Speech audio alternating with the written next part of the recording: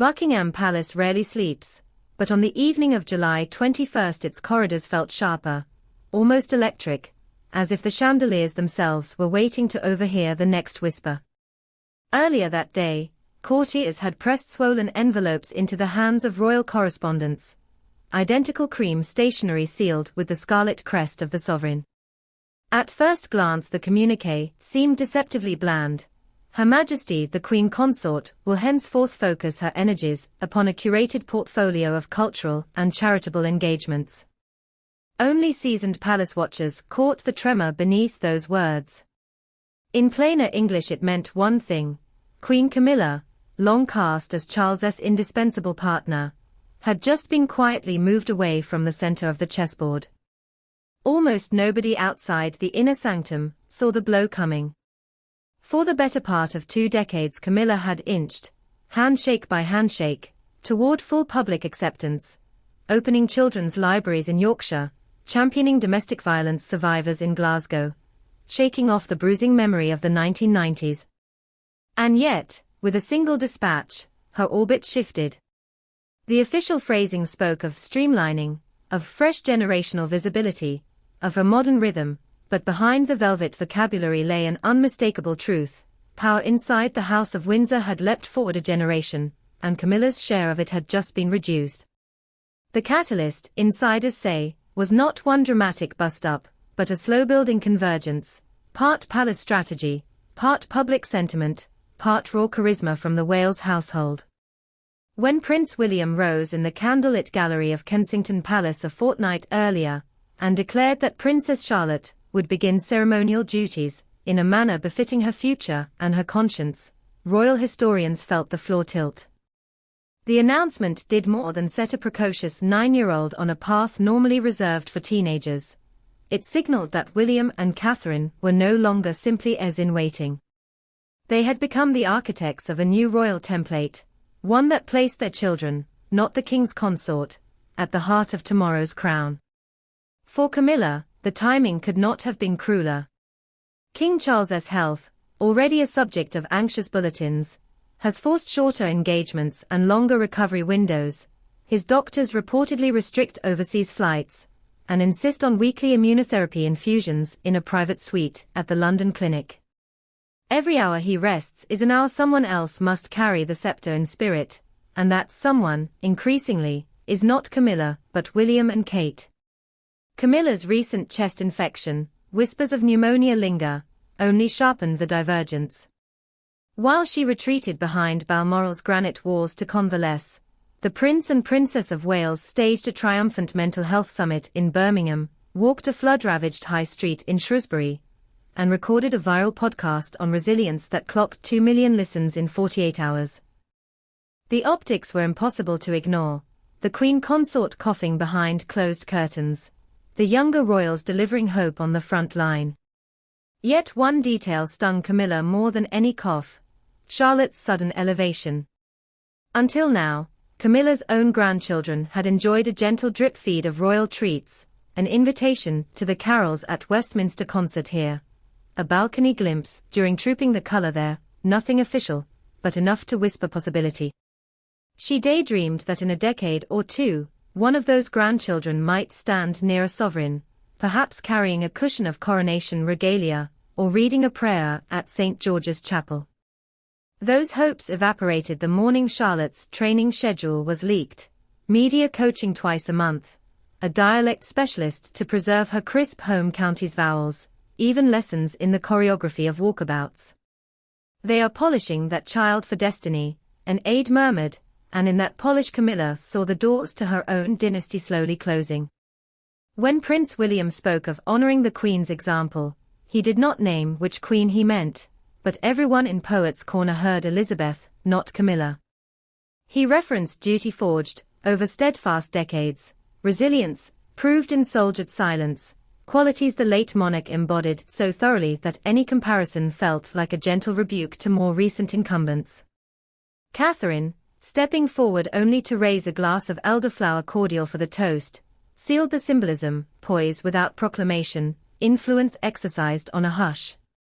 Reporters noted how Camilla's preferred charities, once laced through Royal Foundation press packets, was suddenly footnoted, while Catherine's early years initiative and William's Earthshot Prize filled center pages. Inside the palace, Camilla appealed first to tradition. She reminded Charles that Queen Mary had clutched the reins of court well into her 70s, that Elizabeth, the Queen Mother, had remained the monarchy's social meteor until nearly 90. She argued that legitimacy lay not only with the bloodline, but with the spouse who had weathered scandal, proven repentance, and emerged loyal. Charles listened, one hand resting on the ivory letter opener his mother used for dispatch boxes. He didn't disagree, exactly, he simply suggested the wheel had turned, that the public appetite for pageantry now fed on youthful authenticity more than on seasoned gravitas. Suggestion felt like surrender. Camilla left the room dry-eyed, but furious enough to order her equerry to cancel the following day's garden party rehearsal. "If I'm surplus," she said, "the roses can bloom without me." Princess Anne, stalwart guardian of the old guard, offered Camilla a sympathetic ear, and little else. Anne's loyalty lies primarily with the institution, not with any one person. She reportedly warned that resistance would appear self-serving at precisely the moment the monarchy must look self-sacrificial. If Camilla fought publicly for status, headlines would scream division, and weary donors might close their checkbooks. Better, Anne advised, to embrace a supporting role with uncomplaining dignity. "A second horse pulling straight," she quipped, "is still essential to the carriage." Camilla was unconvinced. Behind every closed door she saw new signs of her curtailed future. The Royal Collection Trust scheduled Catherine, not Camilla, to unveil its autumn exhibition on Queen Victoria's diaries. The household cavalry requested William, not Charles, to preside over next spring's Sovereign's Parade, citing operational tempo, but acknowledging to insiders that William draws bigger crowds. Even the champagne and smoked salmon supper on board the Royal Yacht Britannia, restored for a single Edinburgh charity gala, named Prince George as its junior guest of honor, a calculated nod to tomorrow's king. Camilla, for the first time since marrying into the family, felt optional. Yet the new order is hardly secured. Monarchy thrives on continuity, yes, but also on equilibrium. Too abrupt a tilt risks backlash. Camilla remains patron, or president of nearly 100 organizations. Some, like the National Osteoporosis Society, owe their very survival to her tireless fundraising. Those charities are now quietly anxious. Will the palace still lend receptions at Clarence House? Will the Queen Consort's reading campaigns still command Waterstone's window displays? Camilla herself has resolved to double down where she can. Sources say she plans a down-the-country tour of battered women's refuges this winter, deliberately avoiding high-gloss big cities for small towns, where her empathy can outshine the glitter of younger royals' Instagrams. She aims to demonstrate that royal service is not a zero-sum game, that her experience, bruised, yes, but real, still resonates on the front lines of social hurt. The question is whether the media, now dazzled by the Wales children, will follow her. In newsrooms, editors debate which sells more clicks: a 9-year-old princess learning diplomatic etiquette, or a 76-year-old Queen Consort visiting a shelter in Lincolnshire. So far the metrics are brutal. Charlotte's first public handshake with an ambassador eclipsed coverage of Camilla's entire spring literacy tour by a factor of 6. Data may be ruthless, but royals ignore it at peril. Relevancy, once ceded, is devilishly hard to reclaim. Through it all, Catherine remains the polar opposite of flamboyant. Her allies insist she neither sought Camilla's diminution nor revels in it. She is, however, unapologetic about charting a future in which her children step forward sooner rather than later. The crown, she told a trusted friend, must feel lived in for them. It can't be something they inherit cold. Critics say this ambition risks gilding childhood. Supporters counter that early exposure beats sudden immersion at 21. Whatever the debate, Catherine has hired staff accordingly. a child psychologist specializing in performer anxiety, a retired Foreign Office advisor versed in international protocol for minors, and most intriguingly, a former BBC documentary producer tasked with quietly archiving Charlotte's first behind-the-scenes lessons, footage that might one day soften global opinion when she steps onto bigger stages. In boardrooms and charity HQs, this shift already ripples. Sponsors who once angled for Camilla's patronage now angle for Charlotte's cameo in 5 years, or for George's signature on a thank you letter. It is the long game, royal courtiers admit, but donors crave the sparkle of tomorrow.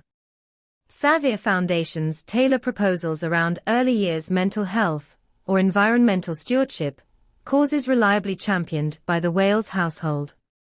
Less media-savvy organizations still pin hopes on Camilla, but palace schedulers increasingly steer them toward Anne or Edward, tacitly acknowledging the new hierarchy. And where, in all of this, stands King Charles? In public he smiles, hands folded over trousers creased to military perfection, praising his son's judicious initiative and his daughter-in-law's superlative empathy. In private he confides exhaustion. Doctors urge pacing, bishops remind him that regnal success rests, not on hours logged, but on wisdom dispensed. He has begun quoting Marcus Aurelius at breakfast, "Loss is nothing else but change, and change is nature's delight." Camilla, nursing her disappointment, finds the stoicism chilly. Still, monarchy abhors a vacuum, and the vacuum is filling, fast. 2 days after Camilla's curtailed future became official, Princess Charlotte attended her inaugural micro-engagement, a 5-minute walkabout at a children's sports day in Norfolk. She accepted a bouquet of daisies, asked a 10-year-old wheelchair racer how long she had trained, then leaned down to tie the racer's shoelace when it came undone. Photographers captured the moment, Twitter exploded with adoration, editorials hailed a new people's princess. The comparison to Diana was inevitable, and not unintentional. Catherine had placed Charlotte in a teal summer dress eerily reminiscent of one Diana wore on a Sydney Harbour outing in 1983. The signal was unmistakable, continuity not only through blood but through empathy. Camilla watched the clip on her tablet at Ray Mill House, her private retreat. Those close to her say she pursed her lips, muttered something about history repeating itself, then switched off the screen. In the silence that followed she reached for a novel, but the words wouldn't settle. The future was unfolding 3 inches tall across a digital feed, and she was no longer the protagonist. Where does it all end? Courtiers speak of a 5-year horizon. Within that window Charlotte will debut at the Cenotaph, George will undertake his first solo patron visit, and Louis, ever the wildcard, will read a poem at a Commonwealth Youth Forum. Charles, God willing, will still reign, but his schedule will be what insiders call curated monarchy, softer mornings, shorter afternoons, speeches recorded once then beamed to multiple venues. Camilla will grace literary festivals and animal welfare galas, beloved where she appears, but appearing less. Behind her smile will linger the knowledge that influence, like youth, glides quietly from the hand that tries hardest to hold it. Yet monarchy is not tragedy, it is adaptation. In the long galleries of Windsor hang portraits of consorts sidelined, Queen Caroline, Prince Albert, even the formidable Mary of Teck, all of whom ceded spotlight, but steered legacy. Camilla may yet find her second act in the margins, wielding soft power through library wings and women's shelters. William and Catherine, for their part, have shown no appetite for humiliation. They prefer evolution by seduction, not guillotine. If Camilla can pivot from competition to complement, history may remember her not as the queen overthrown, but as the bridge the crown used to cross into fresh daylight. For now, though, Buckingham trembles, more from the echo of change than from any single footfall. The throne room carpets are thick, yet even they cannot muffle the question swirling beneath every frescoed ceiling: can tradition survive transformation without tearing at its own seams?